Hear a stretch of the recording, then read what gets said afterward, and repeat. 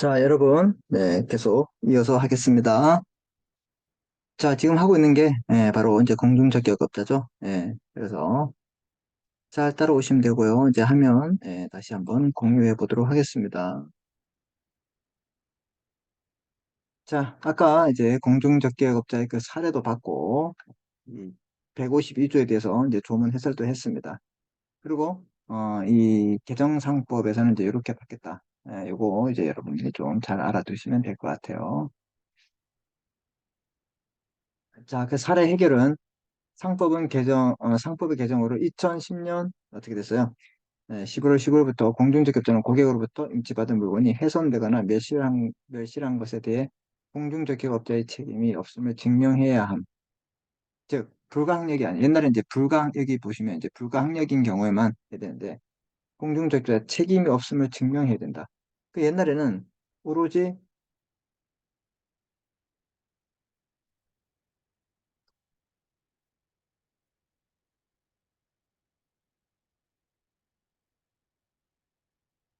상법 개정 이전에는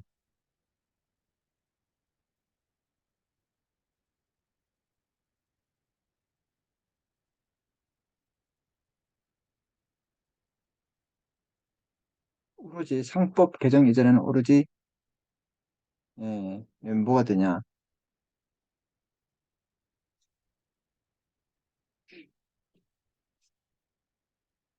불가항력만 면책됐다. 그런데 이제는 공중적격업자의 책임이 없음을 어떻게 해요? 증명해야 된다. 어떻게? 내가 주의를 다했다. 이렇게 증명해야 됩니다. 자, A는 B에게 손해배상을 청구할 수 없습니다. A는 왜? A가 책임 없음을 증명한 경우에 이해됐습니까? 예,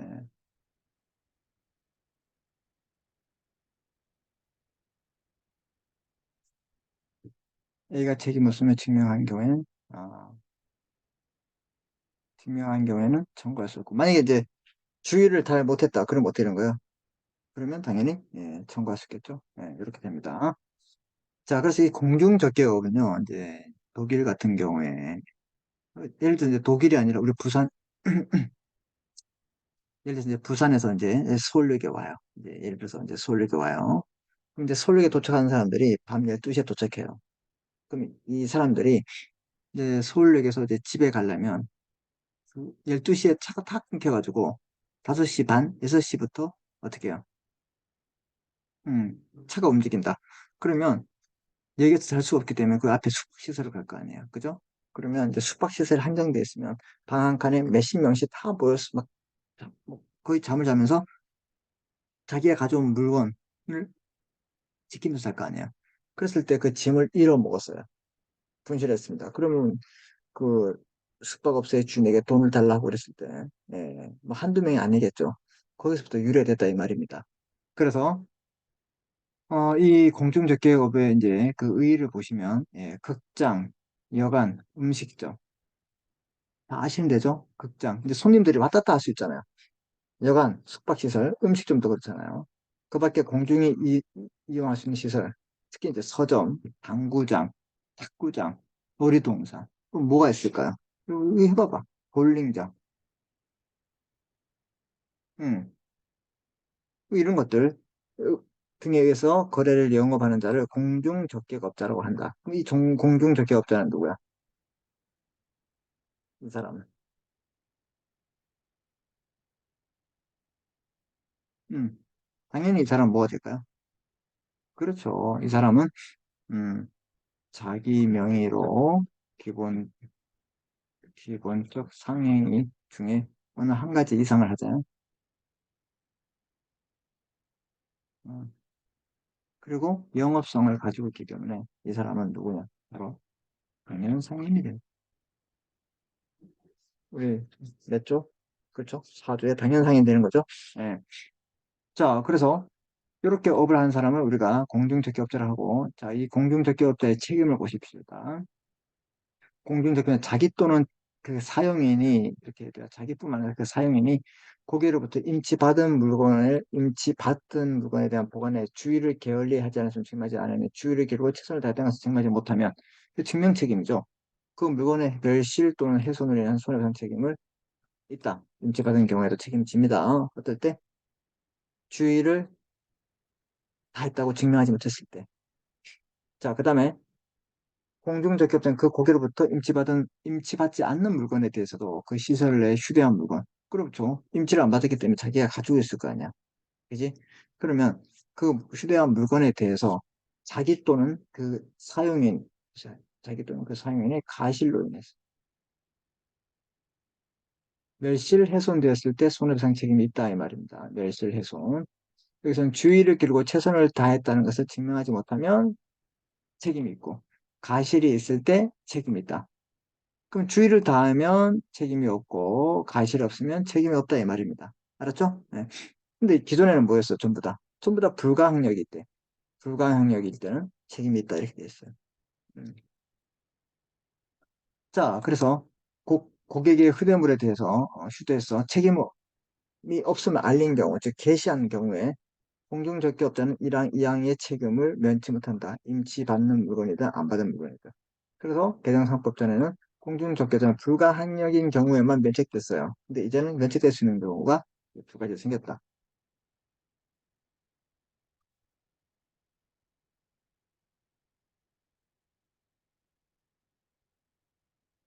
공중적격자는 주의를 다하고 과실이 없는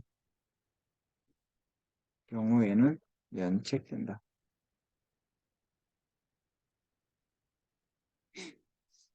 자, 보세요. 그러니까 주의 다하고 예, 최선을 다했다는 걸 주의를 다하고 주의를 다했음을 증명하고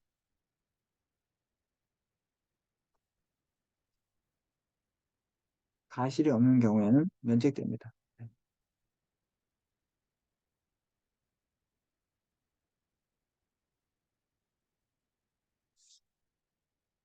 개정상법으로 공중적격자는 주의를 다함을 증명하고 가실이 없는 경우에는 이제 면책됩니다. 이해됐죠? 네. 자, 그 다음에 고가물에 대한 책임이요. 이 고가물에 대한 책임 우리가 또 저번에 배웠잖아요. 화폐, 유가증권, 그 밖의 고가물에 대하여 고객이 그 종류의 가액을 명시하지 아니해서 인지하지 아니하면 공중적격업자는 그 물건 멸실 훼손돼서 손해배상 책임이 없다 이렇게 했어요. 우리 아까 운송업에서도 이제 얘기했죠. 이 고가물에 대해서 책임을 있음을 해야 된다. 알려야 한다 이 말입니다. 이해되셨습니까? 네. 아, 이 조문을 잠시만요.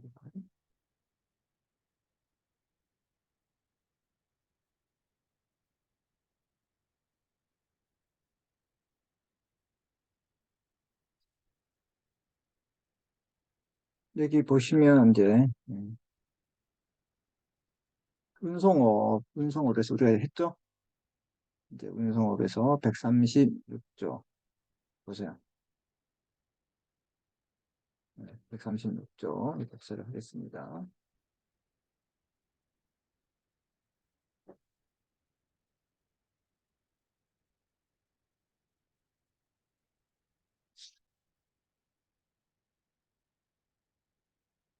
근데 이제 운송업에서 똑같아요. 보세요.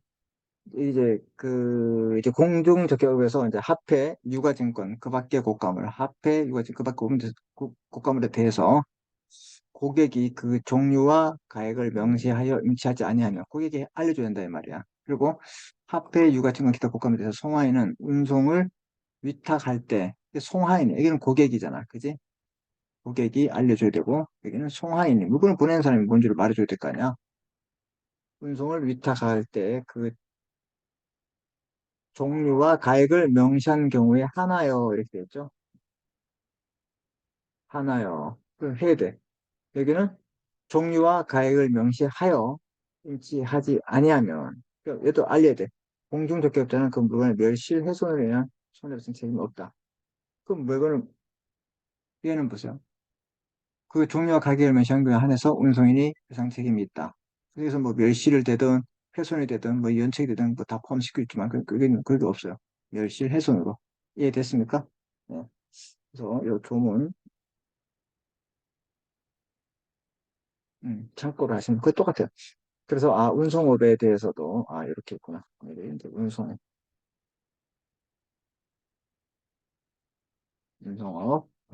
100, 136조. 공중적격업에서는 어떻게 됐어요? 네, 이 153조에 있다. 이렇게 보시면 되고. 자, 그 다음에 이제 154조 공중적격죄 책임 이슈. 152조와 153조, 153조가 뭐였어? 국가물에 대한 책임이잖아. 그죠? 153조. 책임은 공중적격업자가 인치물을 반환하거나 반환해서 고객이 후대한 부분을 가져간 후 6개월이 지나면 완성된다. 그 책임의 시효가 6개월이다. 그래서 6개월짜리가 두 개 있었어요. 뭐가 있었어요? 여러분 기억나시나요? 6개월짜리? 6개월짜리 대리상 공중적격업은 6개월이다. 그래서 대공 6개월. 대공. 대공이라면 하늘을 보고 한다 이 말이야. 공중에. 대공 몇 개월이라고요? 대공 6개월이에요. 6개월. 그래서 공중적격자의 책임의 시효도 6개월이구나. 물건이 전부 멸실된 경우에는 다 잊어먹었어. 제1항의 기간은 고객이 그 시설에서 퇴거한 날부터 기산합니다. 퇴거. 이제 나간 날부터. 그 다음에 1항과 2항은 공중적격업자나 그 사용인이 악의인 경우에는 어떻게 해요? 적용하지 않는다. 알고 있을 때는 6개월이면 짧잖아, 이 사람들이. 그러면 적용하지 않으면, 뭐, 원래 민법이나 상법대로 1년짜리가 있을 수 있고, 3년짜리 있겠죠? 그게 길어지겠죠? 그때는 길어진다. 알았죠? 예. 원칙은 6개월이다. 그 일정한 경우에 어떻게 된다? 음, 길어질 수 있다. 이렇게 보시면 됩니다. 이해되셨나요? 네, 좋습니다. 자, 그래서 우리가 이제 이 조문이 이제 151조, 2조, 3조, 4조를 다 봤습니다. 그래서 이제 다시 한번 복습하는 의미에서 우리 이제 보시면 이제 정리를 좀 할게요. 공중적격 식당, 목욕탕, 사우나, 극장, 서점, 여관, 호텔, 콘도, 펜션 등등 특히 목욕탕, 사우나나 숙박시에서 발생해서 문제, 기중품 보관 문제가 가장 중요하다 이 말입니다. 그래서 임치를 한 경우와 임치하지 않은 경우 나눠서 한다. 그렇죠? 그래서 임치를 했다 말은 상법 몇 조야? 제 152조 제1항의 문제가 되겠고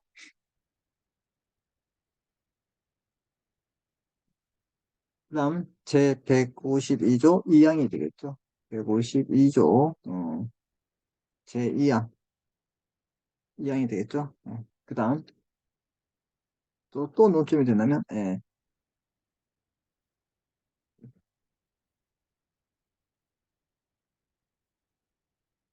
책임 없음을 책임 없음을 개시한 경우 제 152조 152조 제3항 이거 어떻게 될 것인가 이게 이제 논점이 되겠습니다.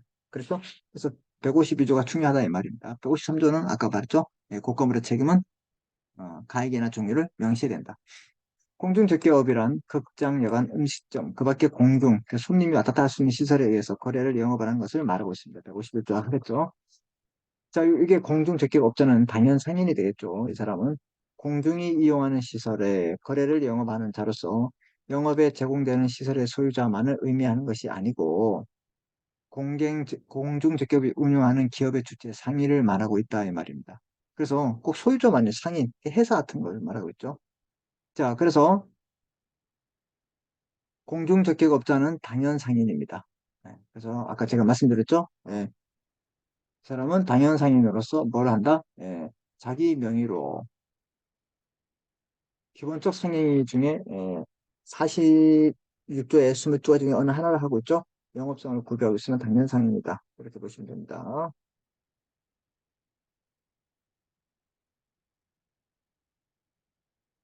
자, 공중적급의 책임을 보시면 임치 받은 물건에 대해서 책임 152조 1항이죠. 요건을 보시면 자 일단 물건을 임치 받아야 되겠죠. 물건을 받고 그 다음에 고객으로부터 받아야 되겠습니다. 그 물건을 멸실 또는 훼손을 해서 손해배상이 생겨야 됩니다. 네. 이해됐죠? 물건을 맞고 고객이 줘야 된다 이 말이죠. 물건을 멸실되거나 그 훼손이 있어야 됩니다. 그래서 손해배상이 생겨야 됩니다. 개정상법 이전에는 공중적격업자 불가항력임을 증명 못하면 책임을 부담했어요. 그러나 개정상법에서는 주의를 게을리하지 아니했으면 증명하지 아니하면, 즉 주의를 기울이고 최선을 다했다는 것을 증명하지 못하면 책임을 부담합니다. 증명하면 면책된다 이 말입니다. 그러니까 증명 책임이 됩니다. 증명하면 책임이 면책입니다. 기존에는 어떻게 했다고요? 전부 다 그렇습니다. 기존에는 전부 다 이 불가항력이다. 불가항력. 자, 명책 개시가 있습니다. 우리 아까 봤죠? 면책 강행 규정이 아니므로 면책의 특약의 당사자 합의가 필요하다 이 말입니다. 자, 아까 우리가 뭘 봤냐면 상법 제152조의 제3항 개시. 여기에 보시면 개시 조항이 있어요. 면책을 개시한다. 우리 기준품을 맡기자면 우리가 먼저 이 개시는 이게 임의 규정이에요. 임의 규정. 임의 규정이기 때문에 당사자의 합의가 필요하다 이 말입니다. 합의가 필요. 그래서 당사자 사이에 합의가 필요하지. 이거 개시한다고 책임을 어떻게 해요? 면하는 건 절대 아니다. 그래서 그걸 여러분이 반드시 기억해야 됩니다. 자, 그 다음에 임치받지 않는 물건에 대한 책임이 있어요. 임치받지 않는 물건. 시설 내 휴대한 물건이에요. 왜? 맡기지 않았기 때문에 시설 내 휴대를 하고 있어야 되고요. 공중접객업자 또는 그 사용인의 가실이 있어야 됩니다. 가실 책임이라 했죠. 휴대물의 멸실 또는 훼손이 해야 돼요. 네. 그래서 이쪽으로 인해서 손해가 발생해야 됩니다. 그래서 가실이 있어야 된다. 면책 개시하죠. 특약에 의해 감면될 수 있지만 면책 개시만으로 책임을 면하지 못한다. 아까 말씀드렸잖아요. 면책 개시 상법 제152조 제3항 사망은 임의 규정이다. 그래서 특약으로 감면 가능하지만 면, 면, 면, 면책은 아니다. 알았죠? 그래서 이걸 꼭 기억합니다. 자, 그래서 우리 이제 지금 제가 이제 벌써 설명을 몇 번, 여러 번 드리잖아요. 그래서 계속 반복을 하면서, 여러분들이 이제 숙지를 하면 결코 잃어버리지 않습니다. 그래서 임치 받았을 때하고 임치 받지 않았을 때의 책임 나눠주고, 그 다음에 개시는 150 몇 조였어요. 2조의 사망이죠. 그래서 임의 규정이기 때문에 당사자의 합의가 필요하고, 그 다음에 이 개시했을 것, 개시만으로도, 감면은 될 수 있지만 면책은 되지 않는다. 이것들이 바로 임치를 받은 물건하고 받지 않는 물건의 공통적인 요건이다. 152조의 사망이다. 이거 여러분이 꼭 기억하면 됩니다. 곡가물에 대한 특징이 나오죠. 합해, 유가증, 기타의 곡가물에 대해요. 그 다음 고객이 그 종류와 가액을 명시해야 됩니다. 곡가물을 임치하고 있어야죠. 받았을 때. 물건의 멸실 또는 멸실, 물건이 또 물건에 대해 훼손이 발생합니다. 자, 그렇게 화폐, 유가증권, 기타 곡가물에서 고객이 그 종류와 가격을 명시하고 곡가물의 임치 또는 물건을 멸실 또는 훼손으로 해서 손해가 발생해야 됩니다. 자, 이렇게 했을 때 어떻게 돼요? 책임을 묻고 그렇지 않았으면 책임을 못 문다 이겁니다. 자, 그 다음에 이제 우리 단기 소멸시효 6개월이 걸렸죠? 자, 100, 몇 조? 154조에 대공 6개월이다. 계속 반복합니다. 대리상하고 대리상, 대공, 공중적격업자 6개월이다. 대리상, 대공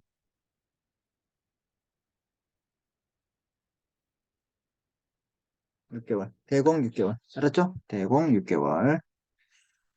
대공 6개월이다. 꼭 기억합니다. 대공 6개월이다. 불법행위와의 관계가 있죠. 불법행위.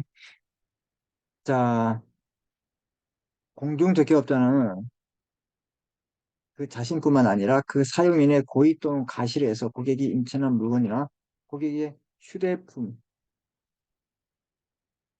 휴대물이죠.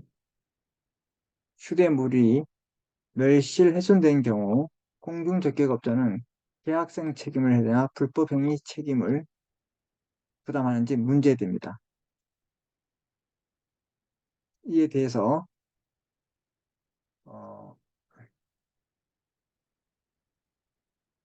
대법원은 이제 청구권 경합서를 취한다 이렇게 되어 있죠. 자, 그래서 여기 좀 우리가 이제 설명할 게 있는데,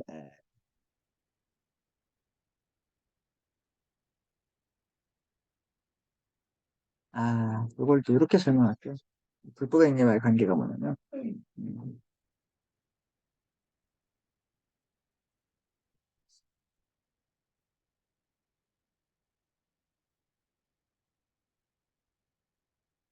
손해배상 청구권이 발생할 수 있는 근거가 두 가지가 있습니다.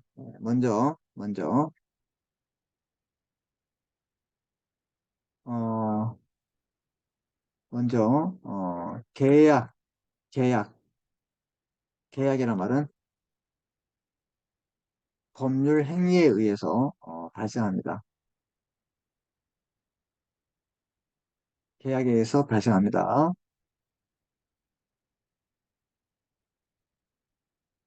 즉, 뭐냐면, 어, A가, A가 B에게 금 3억 원, 3억 원을, 소비대차, 즉, 빌려준다. 그리고, B가 A에게, 금 3억 원을 변제, 즉, 상환하지 않았을 경우가 발생합니다. 즉, 이게 계약이란 말은, 이 소비대차도 계약이에요. 빌려준. 이거 계약이야, 계약. 빌려준. 그래서 뭐 이자 안 받고 이게 바로 뭐라고? 계약을 했다 이 말이야. 계약을. 그래서 돈을 갚기로 한 경우 돈을 갚아야 되는데 B가 3억 원을 갚지 않았어. 그럼 이게 뭐가 되냐?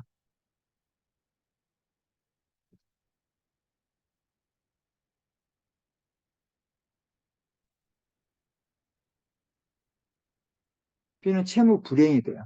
그렇죠? 그래서 채무 불이행 왜?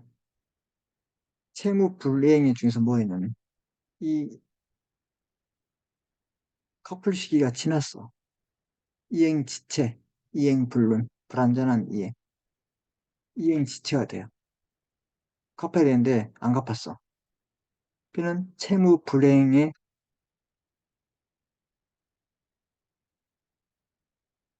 채무 불이행이 되기 때문에 A는 채권을 만족을 얻을 수 없어요. 이해됐습니까? 예, 그래서 어떻게 돼?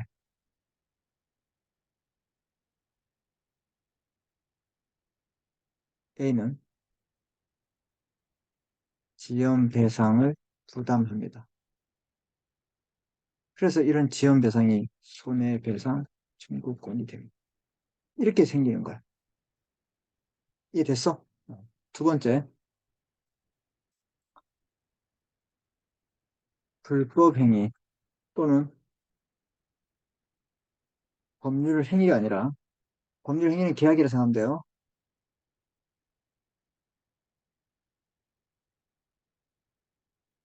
법률의 규정에 의해서 발생할 수 있습니다. 법률의 규정에 의해서. A가 운전하는 자동차로 B를 다치게 한 경우에 아니 뭐 언제 뭐 너 야 몇시 몇 분에 나와 내가 너 칠게 오케이 이거 뭐 계약도 아니고 그렇게 할 수 없잖아요. 횡단보도 건너고 있는데 쳤다 이 말입니다. 이럴 때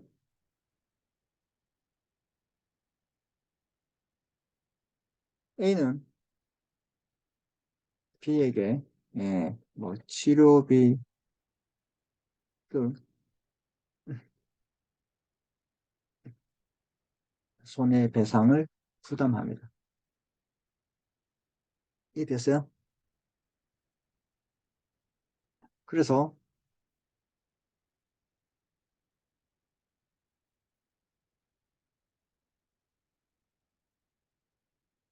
B가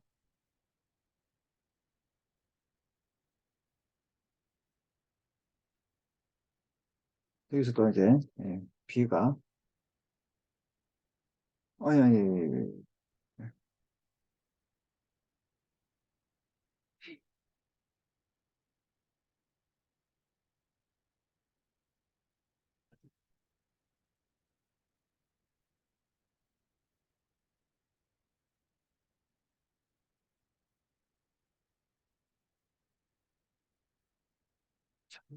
B. 네, B는, 그리고, 손해배상 청구권은 A가 갖는 거죠. 네. 그래서 B는 여기서 가진.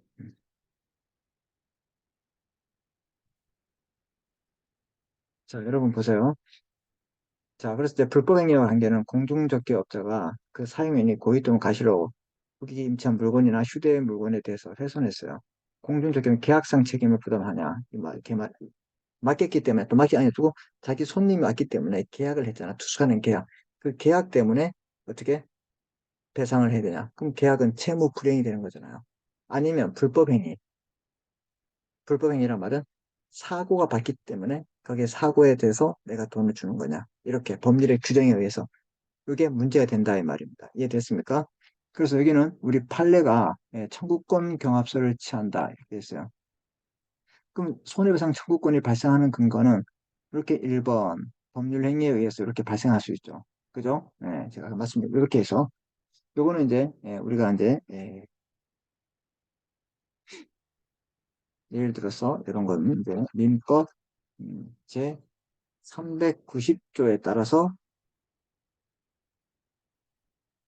근거해서 손해배상 청구권 발생하고요. 이런 경우에는 요 불법 행위는 어떻게 하냐? 민법 제750조에 따라서 손해배상 청구권 발생하게 됩니다. 그래서 309조나 750조 이제 법조 경합이 될 수도 있고 아니면 이게 두 가지 경우에 청구권이 생기기 때문에 청구권 경합이라 볼 수 있다 이 말입니다.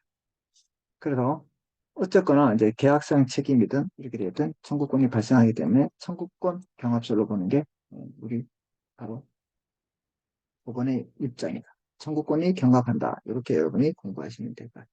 알았죠? 이렇게 해서 이렇게 해서 이렇게 발생한다. 설명드렸죠? 네, 이거 여러분이 이제 기억하시면 될 것 같습니다. 좋아요. 여기까지 하고 좀 쉬었다가 하겠습니다.